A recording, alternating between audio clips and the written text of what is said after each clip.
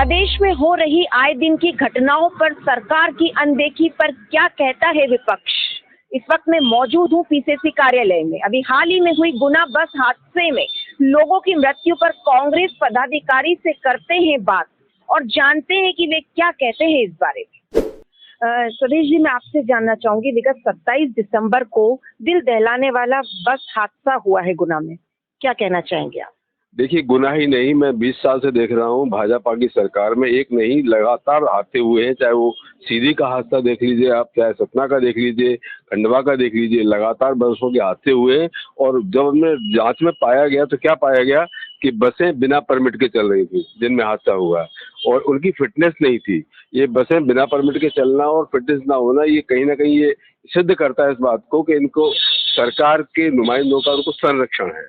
अगर संरक्षण नहीं होगा तो ये परिवहन विभाग, जो मैं समझता हूँ मालदार विभाग माना जाता है, इस विभाग के लिए जो आज बंटवारा सरकार का हो नहीं पा रहा है वो इसीलिए रुका हुआ है। वो इसीलिए माननीय मुख्यमंत्री महोदय ने आरटीओ कमिश्नर को इसीलिए हटाया ताकि वो अपनी मर्जी का दूसरा कमिश्नर बिठा सके, क्योंकि ये मलाईदार विभाग है। मैं समझता हूँ एक कमिश्नर को हटाने से व्यवस्था नहीं बदल जाती। ये तो उन्होंने अपने लिए एक रास्ता खोल लिया है।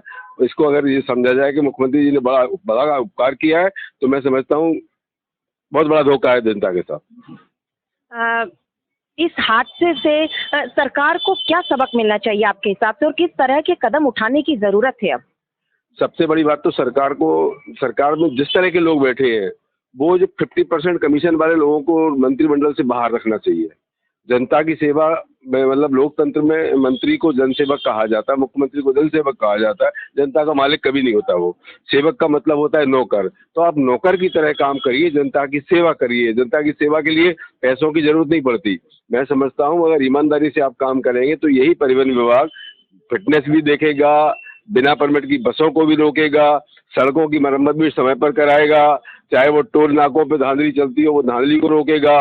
ऐसा नहीं होगा कि 8 करोड़ का लगभग टोल था और 12.5 करोड़ वसूल लिए उसने और उसको फिर पता लगा कि उन्होंने 33 तक का उसको एग्रीमेंट कर दिया है और वो 33 तक वसूलेगा। तो मैं समझता हूँ 8 करोड़ की जगह वो 80 करोड़ तक पहुंच जाएगा। इतना वो पैसा वसूल चुका होगा। मध्य प्रदेश की जनता की गाड़ी कमाई का पैसा सरकार की जेब में भी जा रहा है और इनके नुमाइंदों की जेब में भी जा रहा है। सर, मुख्यमंत्री द्वारा मृतकों के परिवारजनों को 4 लाख रुपए देने की घोषणा की गई है, क्या वो सही है और अगर नहीं तो क्या होना चाहिए? ये आपने बहुत अच्छा सवाल किया। मैं समझता हूँ इससे अच्छा कोई सवाल हो ही नहीं सकता। राहत कोष हमारा इसलिए बनाया जाता है कि प्रत्येक परिवार को हम 5 लाख रुपए दे सके। आपने उसमें भी कटौती कर दी। माननीय मुख्यमंत्री महोदय नया जेट प्लेन खरीदने के लिए एक कार्य योजना उन्होंने तैयार की है और वो नया जेट प्लेन खरीद रहे हैं। हमारी ये मांग है कि हर मृतक के परिवार को, मुखिया को कम से कम 50 लाख रुपए राहत राशि के रूप में नगद दिए जाएं और उसके परिवार के एक सदस्य को नौकरी दी जाए। तब ये समझा जाए कि सरकार का बड़ा दिल है और सरकार जनता के लिए काम कर रही है। मैं समझता हूँ उन्होंने एक मैसेज देने के लिए, अपनी एक्टिविटी दिखाने के लिए, माननीय प्रधानमंत्री महोदय और अमित शाह गृह मंत्री जी की नजरों में चढ़ने के लिए उन्होंने ये गुनाह का दौरा किया। अगर जनता के प्रति लगा होता तो 50 लाख की घोषणा वहीं करके आते। जैसा कि हम जानते हैं, अभी 27 दिसंबर को हुई हृदय विदारक घटना पर पूरा देश शोक में है। सभी इस घटना पर संवेदना व्यक्त कर रहे हैं।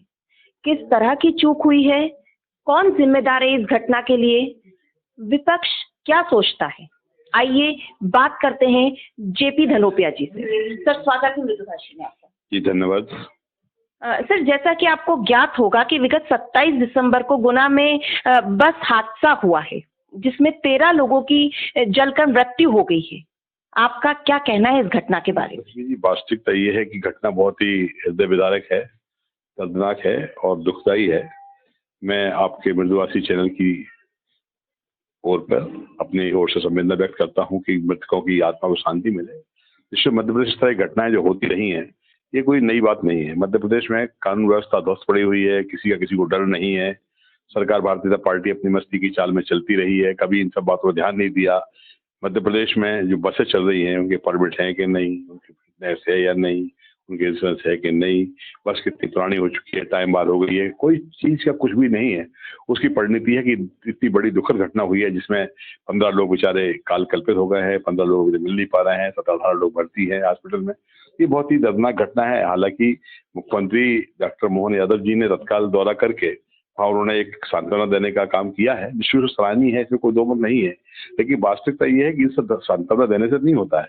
प्रशासन को अपनी कार्रवाई करने के लिए, ध्यान देने के लिए चाहिए आरटीओ को, सीएमओ को, या पुलिस अधिकारियों को, क्या चेकिंग करते रहे वहाँ पर। सर लेकिन हम बात करें कि ये तो एक जिले का मामला है, अगर हम ध्यान करें कि ये तो सरकार में पूरे प्रदेश में इस तरह के अभियान नहीं चलाने चाहिए जिसमें अवैध चल रहे वाहन या नियम विरुद्ध चल रहे जो वाहन है उसके खिलाफ कार्रवाई की जाए, की आवश्यकता नहीं लगती है? देखिए रश्मि जी, वास्तविकता ये है कि मध्य प्रदेश में मैं समझता हूँ कि 50,000 वाहन होंगे जो प्राइवेट बसों के तौर पर चलती हैं। इन 50,000 बसों की चेकिंग करने के लिए इनके पास 5,000 लोग भी नहीं है। किसकी कौन सी चेक करेगा, कहाँ क्या करेगा, कहीं कुछ कार्रवाई नहीं होती है, ना फिटनेस चेक होती है, ना उनके रूट चेक होते हैं। और भारतीय जनता पार्टी के बड़े जो लोग होते हैं उनके रिश्तेदारों की बसें होती हैं। यहाँ तो जितने माफिया हैं सब उनके काज में फलते फूलते रहे। इसमें भी जो गुनाही घटना है उसमें भी किसी भाजपा नेता के भाई की बस होना बताया गया है, और एक भी 6-6 बसें हैं, ना कोई परमिट है, ना लाइसेंस है, ना रिन्यूअल है, ना फिटनेस है, कुछ नहीं चल रहा है। सैया भाई कोतवाल तो डर कायका वाली स्थिति है। गरीब जनता बेचारी, निरी जनता परेशान होती है, जान से अपने हाथ धोती है, और परिवार के लोग उससे दुख उठाते हैं, परेशानी होती है। सर वही मुख्यमंत्री ने मृतकों के परिवारजनों को 4 लाख रुपए देने की बात कही है, क्या ये मुआवजा उचित है? नहीं, मुआवजे को किसी की अकाल मृत्यु से नहीं जोड़ा जाना चाहिए। मुआवजा कुछ भी नहीं है। 4 लाख रुपए तो कुछ होता भी नहीं है। 4 लाख रुपए तो ऊँट के मुंह में जीरा वाली स्थिति होती है। जो लोग बेचारे ग्रामीण अंचल के थे, मुख्य लोग थे, परिवार के मुखिया थे, उनका परिवार तो बर्बाद हो गया ना। क्या होता है 4 लाख रुपए? मैं तो आपके माध्यम से कहना चाहता हूँ सरकार से कि संवेदनशीलता दिखाएं।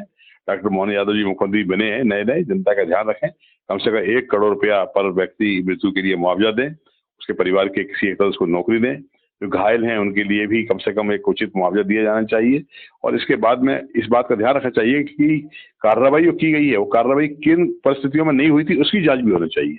इसके लिए उन्होंने जो कमेटी गठित करने की कोशिश की है, शायद गठित हुई भी है, उसकी रिपोर्ट आने के बाद होगा। मैं तो ये कहना चाहता हूँ कि प्रदेश सरकार की बसों का भी फिटनेस नहीं है, प्रदेश की पुलिस डिपार्टमेंट की गाड़ियों के भी नहीं है। ऐसा जानकारी मिली हुई है, कोई पूछता ही नहीं है, कोई करता नहीं है। तो आज फिटनेस की स्थिति नहीं है। आरटीओ अपने सिर्फ एक ही काम में रहते हैं, कहाँ से पैसा आ रहा है, कहाँ जाना है। आपने देखा होगा पिछले अभी 5-6 महीने पहले रायसेन में एक ARTO पकड़ी गई थी, लाखों रुपए का हिसाब बताया था, किसको कह दिया। तो ये भ्रष्टाचार चल रहा है। तो भ्रष्टाचार में आप कानून व्यवस्था को और नियमों का पालन होने की सुविधा को कैसे मान सकते हैं कि सब कुछ सही होगा? भारतीय पार्टी को भी इन सब पे सोचना चाहिए, क्योंकि अभी कोई मंत्री भी नहीं बना है इस विभाग का। ये कहना जल्दबाजी है, किसी मंत्री की जिम्मेदारी डाली जाए। लेकिन मुख्यमंत्री जी को चाहिए कम से कम उन लोगों पर कार्रवाई करने के साथ साथ ऐसे कारणों को ढूंढने का प्रयास करें जिन कारणों की वजह से दोबारा घटनाएं ना हो। सर दर्द वाकई में बहुत ज्यादा है क्योंकि DNA से पुष्टि हो रही है शवों की, क्या कहेंगे आप? बहुत ही बीभत्स घटना है, देख नहीं सकते हैं। किसी का एक हाथ ही मिल रहा है, किसी एक पैर मिल रहा है, किसी के 2-3 लोगों के सब एक साथ जुड़े हुए हैं, पहचानना मुश्किल हो रहा है, कपड़े जल चुके हैं, कहाँ हो पाएगा। ऐसी स्थिति में तो बस यही है कि भगवान सबकी, ईश्वर उनकी आत्मा को शांति दे, परिवार को गहन दुख सहन शक्ति करने की दे, और ये सरकार जो कम से कम सोचे कि ऐसे कदम उठाए कि दोबारा भविष्य में इस तरह की गलतियां ना हो, इस तरह की घटनाएं ना हो। तो ये थे JP धनोपिया जी जिनसे हमने बात की। जी हाँ, विगत 27 दिसंबर को गुना में जो बस हादसा हुआ है उसमें 13 लोग जिंदा जल गए हैं, और उसके लिए सरकार ने मुआवजे की भी घोषणा तो कर दी है, लेकिन इससे भरपाई तो नहीं की जा सकती, शोक ही व्यक्त किया जा सकता है। बने रहिए मृदुभाषी के साथ। कैमरा पर्सन सचिन के साथ मैं रश्मि जैन, भोपाल।